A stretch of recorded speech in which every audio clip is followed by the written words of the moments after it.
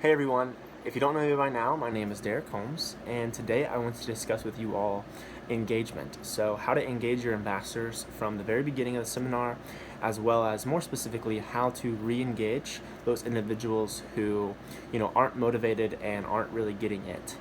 Okay, so theoretically, I know that we all want that group that really gets it from the very beginning. Thursday, they're calling each other family, they're meshing, they're sharing, they're being vulnerable, they're telling their life stories in group time. We all want that, and we all strive to get that. But chances are, we're gonna have at least one or two students in our group that are disengaged. Maybe they don't want to be there. They want to be somewhere else. They didn't know Hobie was going to be so cheery, or they don't really want to be there.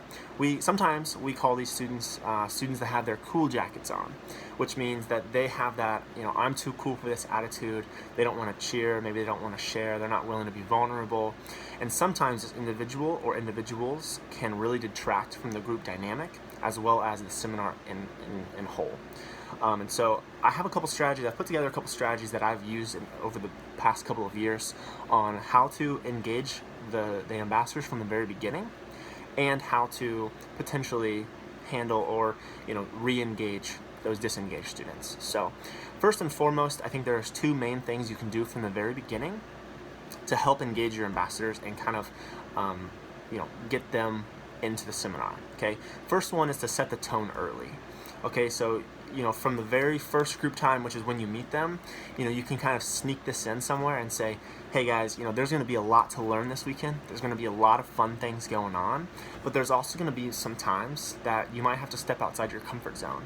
You might have to open your mind. You have to stretch your horizons, whatever you want to say there, but kind of tell them that there's going to be this really cool opportunity this weekend for you to step outside your comfort zone and be somebody else, or be your true self, and really be vulnerable. Okay, so if you set this tone early, then they can kind of open their minds. You can even say, if you're already getting a sense that there's a couple people who have their cool jackets on, you could even call it out and say, hey, one of the things that I really want you guys to focus on is leaving your cool jackets in the dorm. Okay, so you might do some things this weekend that you've never done, or think things that you've never thought before. Okay, that's okay. We want that. We encourage that. So leave your cool jackets in the dorm room and show up every day, ready to learn, ready to engage, and it's going to be a really fun weekend. It's going to be an exciting weekend. So if you set the tone early and it gets them thinking about it.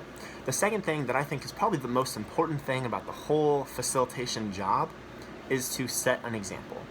So you and your junior facilitator have the opportunity to really be the main role models for these students. They don't have teachers, they don't have the seniors in the school to dictate who's the cool people and what the cool thing to do is. That's you guys. You and the junior facilitators and the senior facilitators have that. So if you can set the example by taking notes yourself, knowing the cheers and cheering like as loud as you can at all times, sharing a little bit about yourself, not too much, you don't want to take away from them, but sharing a little about yourself, being vulnerable, telling some stories about how Hobie changed your life, or changed you, or made you think about things differently. So if you can set the example of what they're supposed to be doing, and it's going to help really set that example and really help them understand that, okay, this is what Hobie's about. I can do this. This is awesome. And so those are two main strategies that I think to engage the ambassadors from the very beginning. But sometimes you're still going to have those students after all of that who are disengaged, who aren't motivated, who maybe still don't want to be there. And so in this order, this is the way that I handle these situations, by severity. So the first thing first is you want to show that you're genuinely interested in everybody, specifically the people who are disengaged. So you want to get really close to them and understand the things that they're interested in, the things that they're passionate about. Maybe that's football, skateboarding, theater, another nonprofit. Find out what they're passionate about, and then you can use that and help tie those into conversations. You can ask them about it.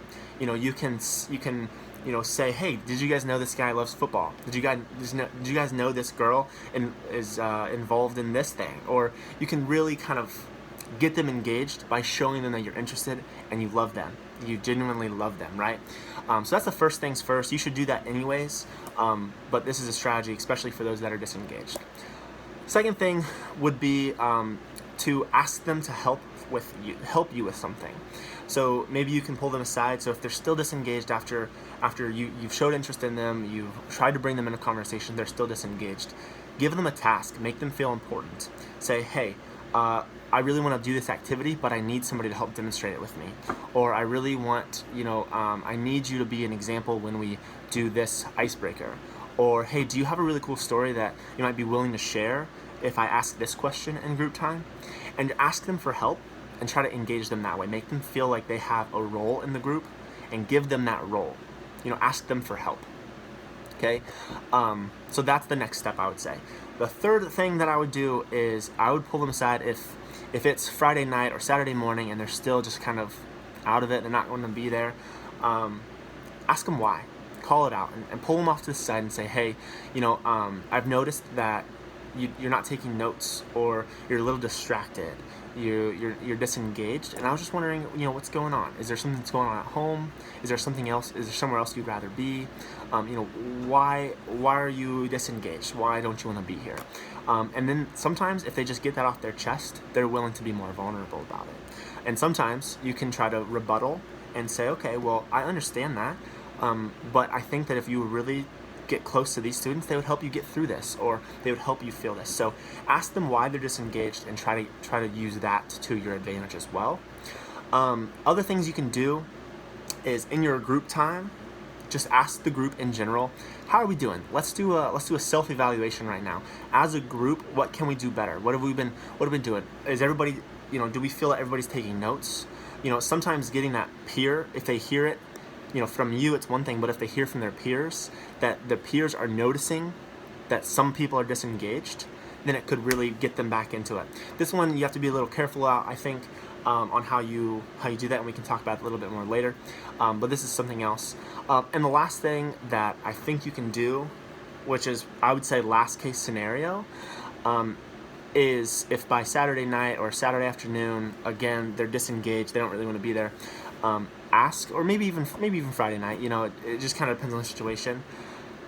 Ask one of your most engaged ambassadors to help you out. Because again, you're this adult, you're this senior facilitator, ask somebody who's their peer, who's really engaged, that's kind of like leading the group or so, likes to share a lot in discussions. Say, hey, could you help me with this, with Johnny? He doesn't seem like he's really trying to fit in. I really want to make sure that he feels like he is a part of this group. Could you help me with this? Again, you have to be a little wordy, choose your words here. But I think this is something that can actually help. I've seen it help, because if you give them the best friend, if they're best friend, if they become friends with the person who leads the discussions, then it's kind of, the group figures that out on their own. They're engaging him or her by themselves. So again, these are kind of strategies. One thing I do want to say is that everything that I've said is very situational, and there's no like formula. There's no test you can take to figure out what to do in what situation. It's really going to be up to your discretion. But I think these are some strategies to help you throughout the weekend if you run into this. And another thing that I would say is, if your group is disengaged by Thursday night, that is so okay. Even if it's Friday and they're still disengaged, it doesn't mean that all hope is lost. Every group finds their voice and finds their cohesion at a different time. And so don't feel like it's your fault. Don't feel like you have to, try to figure this out right away. Let it work its course. Work some things in here. Work some of these strategies in there, and hopefully it ends up well. So, as always, we'll be at the seminar. There's a lot of us who have been in these situations. I've personally been in a lot of groups that have these students in it, or maybe the whole group's like this. I've also had groups that get it right away. So, been there. Please talk to me about it. If you have any questions, I'm happy to answer, and at the seminar, we can definitely go over some more of this as well. But for now, I'm looking forward to the seminar. I'm looking forward to seeing you guys again, and yeah, we'll see you later. Bye-bye.